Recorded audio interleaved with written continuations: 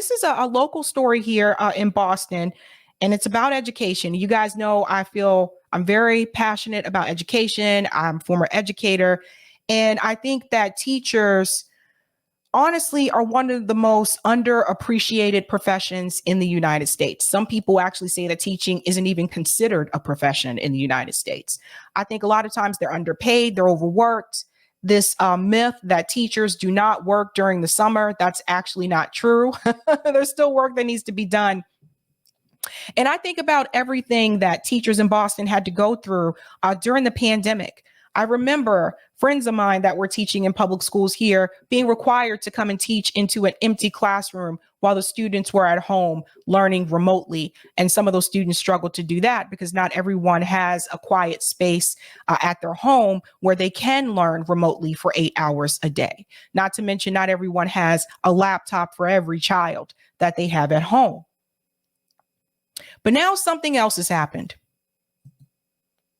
Now, this comes from the Boston Globe. Hold on to your seat for this one. Boston Teachers Union is calling for audit amid payroll debacle that is shortchanging thousands of teachers. Hold on. Here we go. Boston Public Schools has yet to pay thousands of teachers and other educators millions of dollars in a pay increase for the last school year and most of this fall. One of the most egregious in a growing number of payroll problems that has their union calling for an audit. So, Boston Public School teachers, for those who are not aware, there is a union for BPS. The rule used to be, I'm not sure if it's the same now, but the rule used to be you had to teach at least for 3 years in order to join the union. And that's if you still get in the union. Then once you're in, you're pretty much set and safe. But some of the teachers that I've spoken to didn't even make it to that 3-year mark to join the union. So it's like they wouldn't have a contract. They would teach at one school for a year. They don't have a contract, so they're not guaranteed a position to come back the next year. So then they would go teach in another school, maybe not in the Boston, the BPS area. So that kind of prevents you from being able to get to be a part of that union because it has to be BPS. So it has to be Boston Public Schools, right? But long story short, seems like to me, Boston Public Schools owes these teachers some money. The pay increases were part of a 3-year contract ratified 4 months ago by the Boston Teachers Union, which had been working without a contract for a year. So this is another thing I want to add. Once you join the union, now you have a contract, but you have to get to that point. So like I said, the rule used to be you had to teach a BPS for 3 years in order to be eligible to join the union. So you have to make it to that 3-year mark, and it's not easy to do if you don't have a contract. That contract calls for union members to receive at least 9.5% in pay increases over 3 years, beginning retroactively in September 2021. So they also owe them retroactive pay. Consequently, BPS owes about 9,000 current and former union members a total of more than $16 million, but hasn't cut the paychecks yet and still doesn't know exactly how much every educator is owed. Now, let me get this straight. $16 million is owed to these teachers. $16 million. And they don't know how much every educator is owed. So like Massachusetts, last time I checked, I have to check again because sometimes it flip-flops. Massachusetts was number 1 for public education in the United States. Number 1. I think if they tried, they can figure out how much each teacher is owed. They just got to put in the work because this is retroactive pay. And that's going to require some hours. Not paying employees what they're owed or on time shows disrespect and disregard. And educators have had enough. That's coming from Jessica Tang. She's the union's president. The delays and issues are impacting not just employee morale, but also impacting staffing for students. The district and the city need to audit its accounting and payroll operations immediately. The district must address these egregious delays and demonstrate it can fulfill this basic employer responsibility. And I love how she put this so effortlessly here. Basic employer responsibility, because it is basic. Payroll is basic. People need to be paid. They need to be paid a certain time, and there's a certain amount of salary they're supposed to be paid. How could they mess this up? Let's go on. According to Boston Globe calculations, the average retroactive check for teachers could be about $3,000. The Globe based its calculations on state data that indicates the average teacher salary in Boston is more than $100,000 a year, and the period during which the pay increases were not reflected in the union members' weekly pay was September 1st, 2021 to November 17, 2022. I want to point out something here when it says the average teacher salary in Boston is more than $100,000 a year. I actually remember that's the average. I actually don't know anyone that teaches in Boston that's making more than that. Just FYI. Just wanted to put that there. Educators' other concerns largely center on extensive delays in stipend payments for work already completed. Boy, I tell you. One teacher with a law degree also threatened possible litigation during a school committee meeting last week, noting the new contract is supposed to finally pay teachers with law degrees the same rate as those with doctorates, but continues to pay them less. I've seen this happen before. Not just with Boston Public Schools. I've seen this happen before in South Carolina. And it's true. The teachers that come in with a higher degree, they are supposed to make more. So you mean to tell me you've had teachers at BPS with a law degree and they were being underpaid? They weren't paying them the same pay scale as the teachers that have a PhD? I don't understand how this went on for as long as it did. Because remember, it's retroactive. They said this is going back to 2021. BPS indicated for weeks the retroactive checks would be issued on January 20th, but walked that promise back earlier this month when it notified the union the payments would be delayed until at least February 17th. Why February 17th? Where's the money? Why can't you just pay them on January 20th? BPS issued a public apology for the delays. We are committed to providing excellent service and support for students and staff alike. And we sincerely apologize to any impacted staff for the recent delay in retroactive pay. That's coming from Max Baker, a school spokesperson. We understand this has caused hardships to those affected, and we are working to issue payments as soon as possible. Let's talk about the hardships piece here for just a minute. Boston is one of the most expensive cities in the US to live in. Add on top of that inflation. Gas prices are going back up again, by the way. I've noticed that too. It's one thing to apologize. It's another thing to just give people their money. The fact that this started in 2021, it's now 2023. So I don't understand how this could have gone on for this long. Pay the teachers, pay them. I bet you the principal was paid. I bet the superintendents got their pay. People are leaving the teaching profession, you guys. Do you guys know this? People are quitting teaching because they're not appreciated. They're undervalued. And Apparently, people don't want to pay them on time. This is exactly how you end up losing good educators. This is exactly how you lose them. Not paying them. Little things like that. But yes, especially since the pandemic, teachers are declining in the United States, not declining, excuse me, teachers are decreasing in the United States. The same thing with nurses.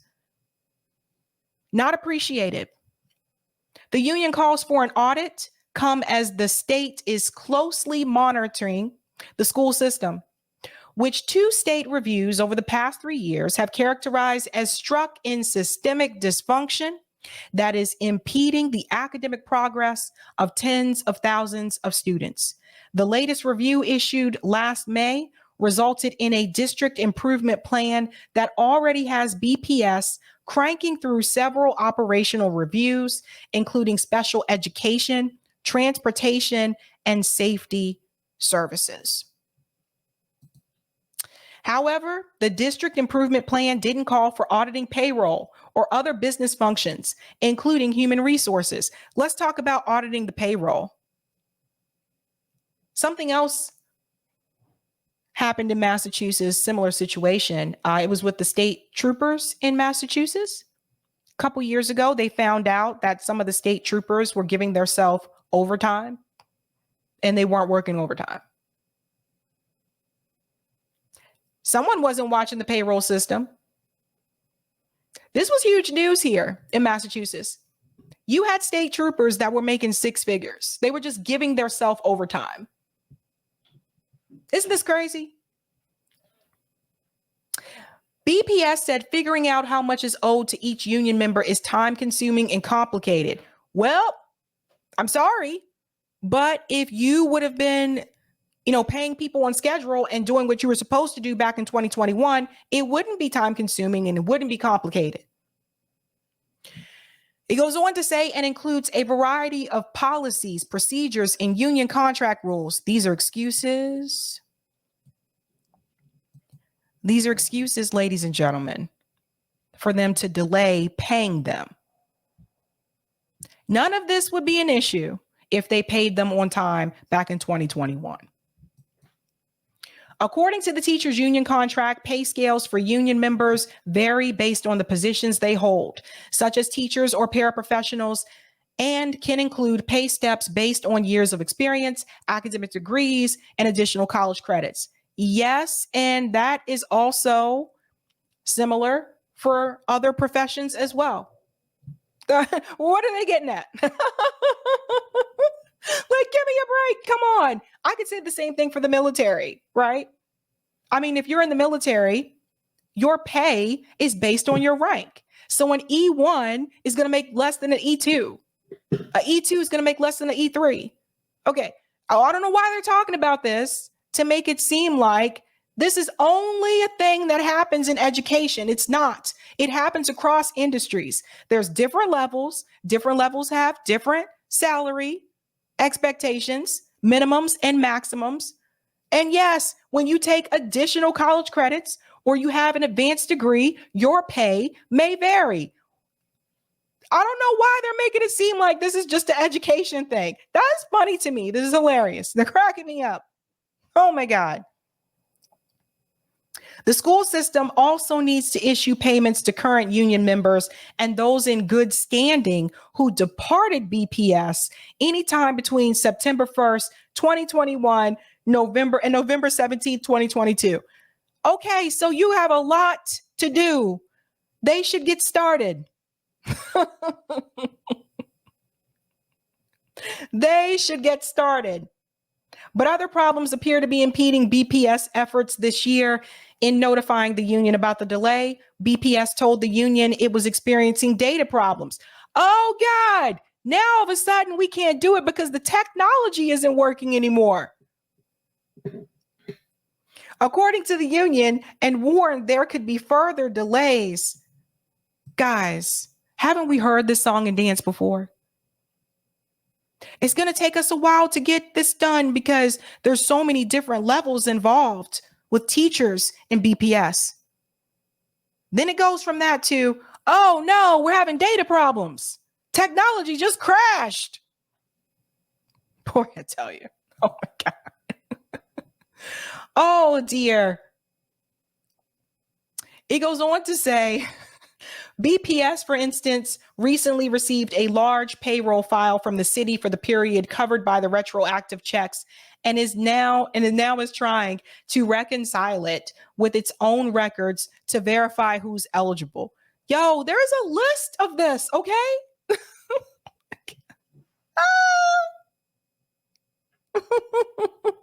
Eric said, did they try turning off and back on? It's just excuses. So long story short here, this is a statement from Tang. Our educators are proud to work in Boston Public Schools, and because we want to both attract new talent and retain our committed staff, we are raising these issues to get them resolved so that it doesn't become a reason why anyone leaves or doesn't come to work for the district. No, you should want to get the issue resolved because you owe them money, because it's the moral thing to do.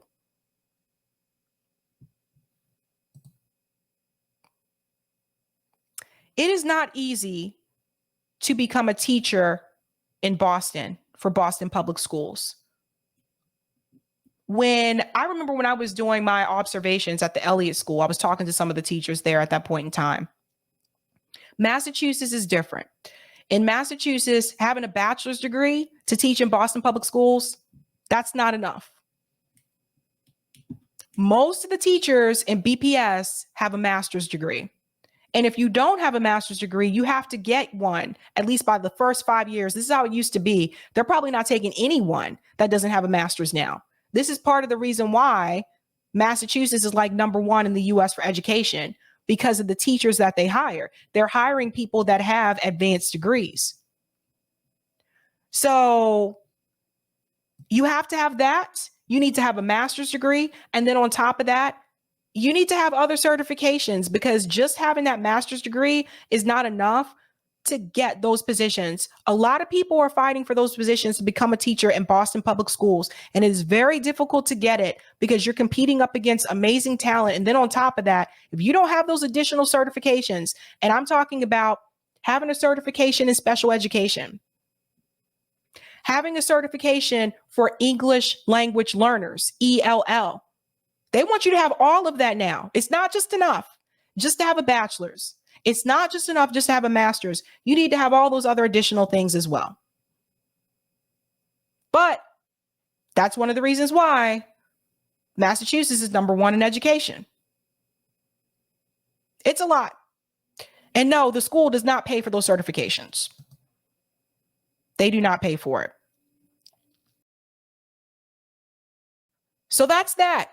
Long story short, BPS, just pay the people. Just pay the damn people. Let me go to some of the questions here. Mark says, Sab, 20 years, a history teacher, underappreciated everyone. I hear you, Mark. Jiminy says, strike, strike, strike. Thanks for the super chat, Colin. Wildcat strike. I hear that. Juliet says, you borrow money, you pay internet. You overdraft, you pay an overdraft fee.